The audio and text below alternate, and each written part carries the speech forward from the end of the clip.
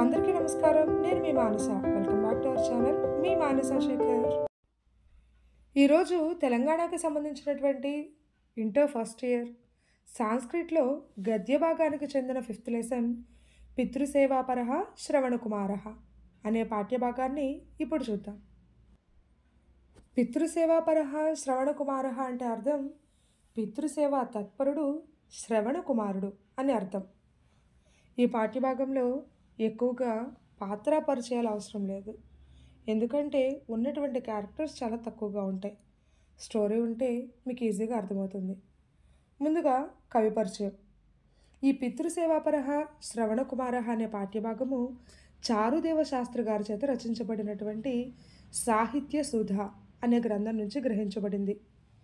చారుదేవ శాస్త్రి గారు వ్యాకరణ పండితుడు.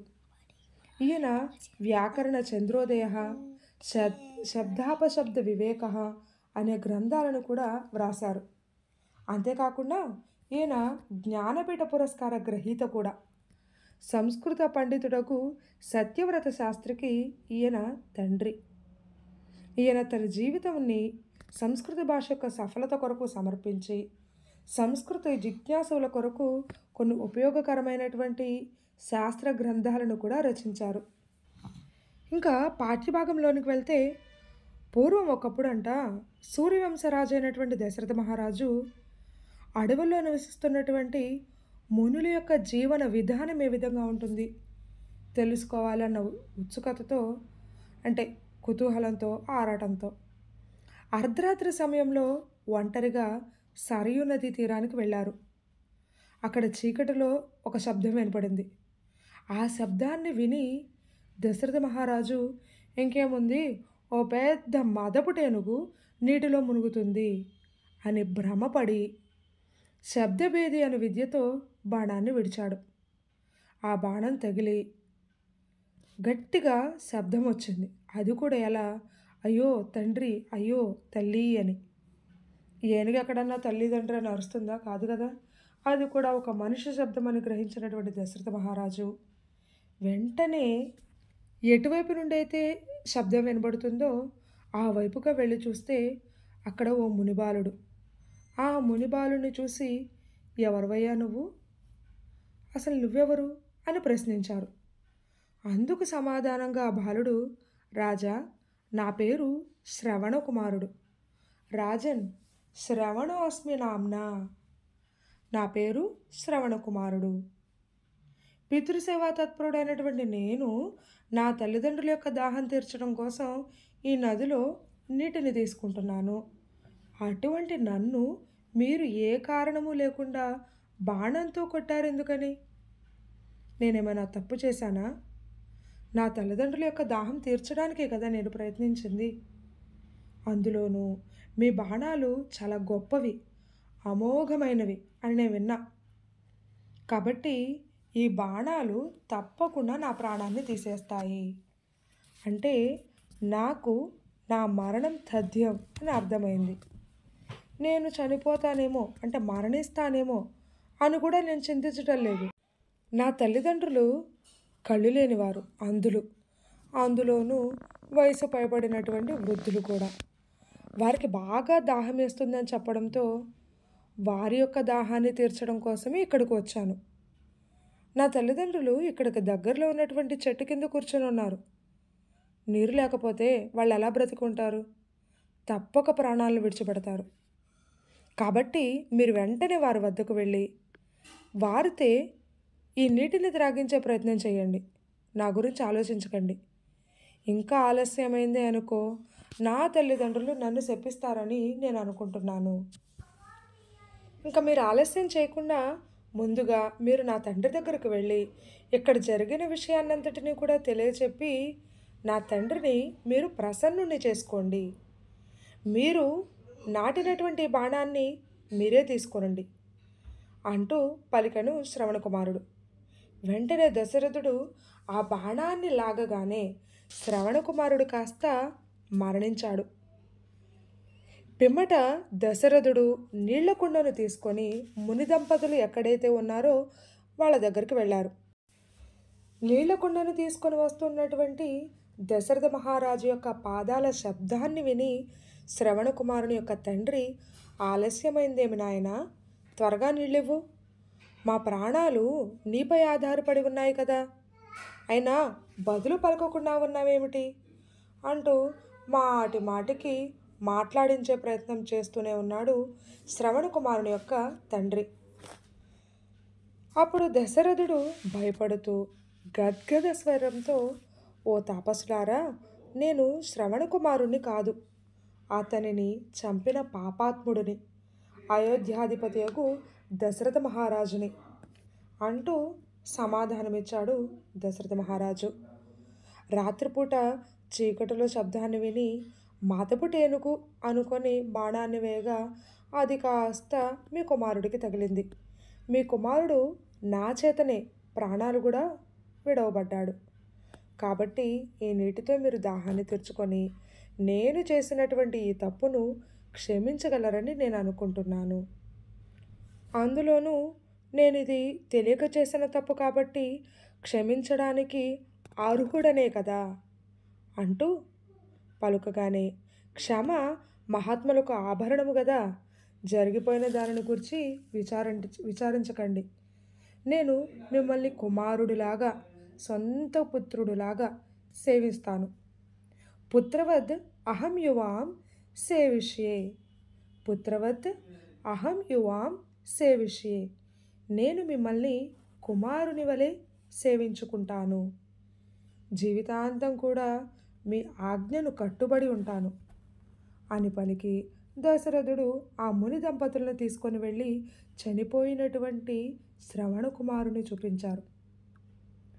ఆ ముని దశరథ మహారాజు దగ్గరకు వచ్చి వెంటనే దీర్ఘంగా నిట్టూర్చుతూ, ఓ రాజా, నాకు ఉన్నది ఒక్కగానొక కుమారుడు, నేను ఏకపుత్రుడను, అంటే నాకు ఎలాగ ఉన్నది ఒకే కుమారుడు కదా, ఏకపుత్రుడను అని అర్థం. అటువంటిది నన్ను అపుత్రుని చేసేటివి, పుత్రుడు లేనివాడిగా నన్ను నిలబెట్టావు. కాబట్టి నువ్వు కూడా నాలాగే పుత్రశోకంతోనే మరణిస్తావు. నేను ఏ విధంగా అయితే కొడుకు దూరం అవ్వడం చేత బాధపడుతూ చివరికి మరణిస్తానో, అదేవిధంగా నువ్వు కూడా కొడుకు దూరం అవ్వడం చేతే నీ ప్రాణాలను కోల్పోతావు అంటూ శపించాడు శ్రవణ కుమారుడి యొక్క తండ్రి. పుత్రశోకేన కాలం కరిష్యసి, పుత్రశోకేన కాలం కరిష్యసి, కొడుకు దూరం అవ్వడం చేత బాధపడుతూ నువ్వు మరణిస్తావు. తెలియక చంపావు కాబట్టి బ్రహ్మహత్యా పాతకం మాత్రం నీకు అంటదు అని పలికాడు శ్రవణ కుమారుని యొక్క తండ్రి. అనంతరం ఆ ముని దంపతులిద్దరూ కూడా చితిపై కూర్చొని దేహత్యాగం చేసి స్వర్గాన్ని చేరుకున్నారు. ఆ ముని శాపం దశరథునికి తప్పలేదు. రాముడు వనవాసానికి వెళ్ళిన తరువాత బాధతోనే దశరథ మహారాజు పక్షి వలె విలవిలలాడుతూ ప్రాణాన్ని విడిచిపెట్టాడు కదా. జ్ఞానం వల్ల కానీ అజ్ఞానం వల్ల కానీ చేసిన పని యొక్క ఫలితాన్ని సమయం వచ్చినప్పుడు పండితుడైనా సరే తప్పకుండా అనుభవిస్తాడు. అంటే మనం తెలిసి చేసినా తెలియక చేసినా తప్పు తప్పే అవుతుంది. కాబట్టి దానికి తగినటువంటి ఫలితం ఎప్పుడోకప్పుడు ఏదో ఒక రూపంలో అనుభవించక తప్పదు.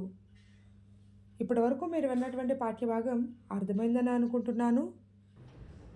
ఆ లెసన్లో ఉన్నటువంటి క్వశ్చన్ అండ్ ఆన్సర్స్ ఒక విషయం గమనించండి. ఇప్పుడు కూడా క్వశ్చన్ అండ్ ఆన్సర్స్ అనేవి అవి షార్ట్ క్వశ్చన్ అండ్ ఆన్సర్స్ కావచ్చు, లేదా very short question and answers కావచ్చు. సాంస్క్రిట్లోనే రాయాల్సి ఉంటుంది, గుర్తుపెట్టుకోండి. ముందుగా ఫస్ట్ క్వశ్చన్, కహ కిమర్థం అరణ్యాన్ని సమాగచ్చత్. కహ కిమర్థం, కహ అంటే ఎవరు, కిమర్థం అంటే ఎందుకొరకు, అరణ్యాన్ని సమాగచ్చత్ అడవులకు వచ్చారు. ఆన్సర్, దశరథ మునీనా జీవన విశేష జ్ఞానాయ అరణ్యాన్ని సమాగచ్చత్. దశరథ మహారాజు మునీనాం జీవన విశేష జ్ఞానాయ, మునుల యొక్క జీవన విధానం ఏ విధంగా ఉంటుందో తెలుసుకోవడానికి అరణ్యాన్ని సమాగచ్చత్ అడవులకు వచ్చారు. సెకండ్ వన్, దశరథ కస్య శబ్దం శుశ్రావ. దశరథ దశరథ మహారాజు కస్య ఎవరి యొక్క శబ్దాన్ని అంటే దేని యొక్క శబ్దాన్ని శుశ్రావ విన్నారు. ఆన్సర్ దశరథ జలేన పూర్యమాణస్య కుంభస్య శబ్దం శుశ్రావ. దశరథుడు నీటిలో నింపబడుతున్నటువంటి కుండ యొక్క శబ్దం విన్నను. ఇక్కడ జలము అంటే నీరు, పూర్ణయామాస అంటే పూరించడం అంటే నీటితో నింపడం అని, కుంభము అంటే కుండ. ఇంకా థర్డ్ వన్, శ్రవణకుమారస్య పిత దశరథం కిమితి శశాప. శ్రవణకుమారుడి యొక్క తండ్రి దశరథ మహారాజుని ఏమని శపించారు?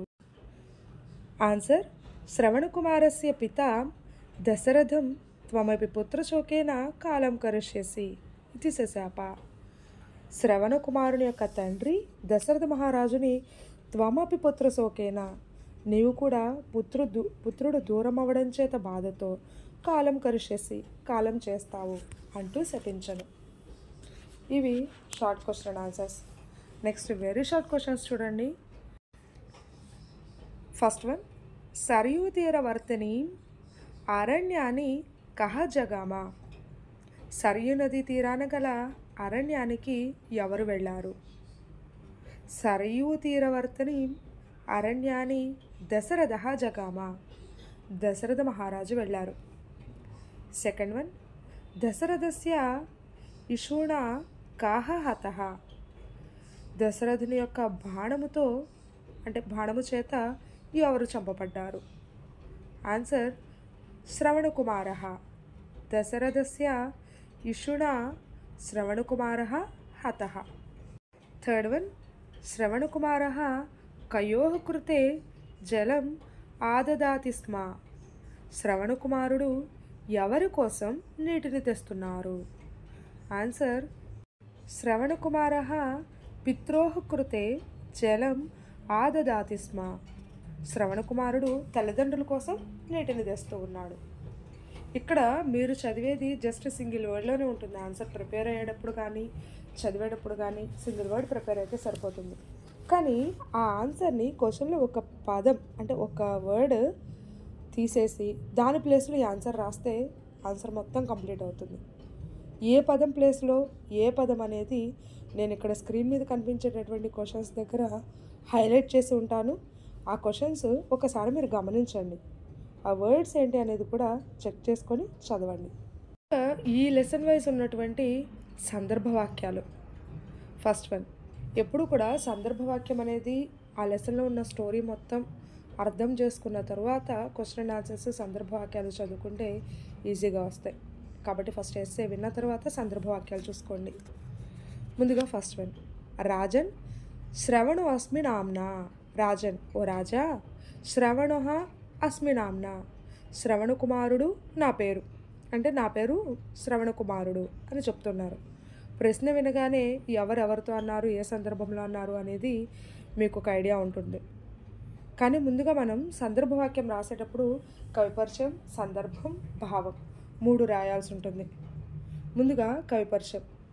ఇదం వాక్యం పితృసేవాపరః శ్రవణకుమారः ఇది పాఠ్యభాగే అస్తి. ఈ వాక్యం పితృసేవాపరః శ్రవణకుమారः అనే పాఠ్యభాగంలో ఉంది. కవిః చారుదేవశాస్త్రిణः గ్రంథః సాహిత్యసుధా. కవి పేరు, గ్రంథం పేరు, లెసన్ పేరు ఈ 3 మెన్షన్ చేస్తే కవి పరిచయం కంప్లీట్ అవుతుంది. నెక్స్ట్ మీరు రాయాల్సింది సందర్భం. సందర్భానికి ఎప్పుడు కూడా 2 ప్రశ్నలు వేసుకోవాలి. ఎవరన్నారు, ఎవరితో అన్నారు. ఈ మాట ఎవరన్నారు? నా పేరు శ్రవణకుమారుడు అని శ్రవణకుమారుడే అన్నారు. ఎవరితో? దశరథ మహారాజుతో. సందర్భం చూడండి. శ్రవణకుమారః దశరథం ప్రతి ఏవం అవదత్. శ్రవణకుమారుడు దశరథ మహారాజుతో ఈ విధంగా చెప్పిన సందర్భంలోనిది. భావం. హే రాజన్ మమ నామ శ్రవణకుమారః. ఓ రాజా నా పేరు శ్రవణకుమారుడు. రెండవ సందర్భవాక్యం. పుత్రవద్ అహం యువాం సేవిష్యే. పుత్రవద్ కొడుకులాగా, అహం నేను, యువాం సేవిష్యే మిమ్మల్ని, యువాం అంటే మీ ఇద్దరిని, మిమ్మల్ని అని అర్థం, సేవిష్యే సేవించుకుంటాను. మిమ్మల్ని కన్న కొడుకులాగా సేవించుకుంటాను. ఇది కూడా ఎవరెవరితో అన్నారు, ఏ సందర్భం అనేది ఐడియా ఉంటుంది. సో ఫస్ట్ మనం రాయాల్సింది కవిపరిచయం కాబట్టి ఇదం వాక్యం పితృసేవాపరః శ్రవణకుమారः ఇది పాఠ్యభాగే అస్తి. కవిః చారుదేవశాస్త్రిణः. గ్రంథः సందర్భవాక్యం దశరథమహారాజः మునిదంపతీభ్యాం ప్రతి ఏవం అవదత్. దశరథ మహారాజు ముని దంపతులతో ఈ విధంగా మాట్లాడిన సందర్భంలోనిది. భావం: భో తపస్వినౌ, ఓ తాపసులారా, అహం నేను యువాం పుత్రవత్ సేవిష్యే, కన్న కొడుకులాగా మేము ఇద్దరిని కూడా సేవించుకుంటాను. మూడవ సందర్భవాక్యం పుత్రశోకేన కాలం కరిష్యసి. పుత్రశోకేన పుత్రశోకంతో అంటే కొడుకు దూరం అవ్వడం చేత బాధతో, కాలం కరిష్యసి కాలం చేస్తావు అంటే మరణిస్తావు. కవిపరిచయం ఇదం వాక్యం పితృసేవాపరః శ్రవణకుమారः ఇది పాఠ్యభాగే అస్తి. కవిః చారుదేవశాస్త్రిణः.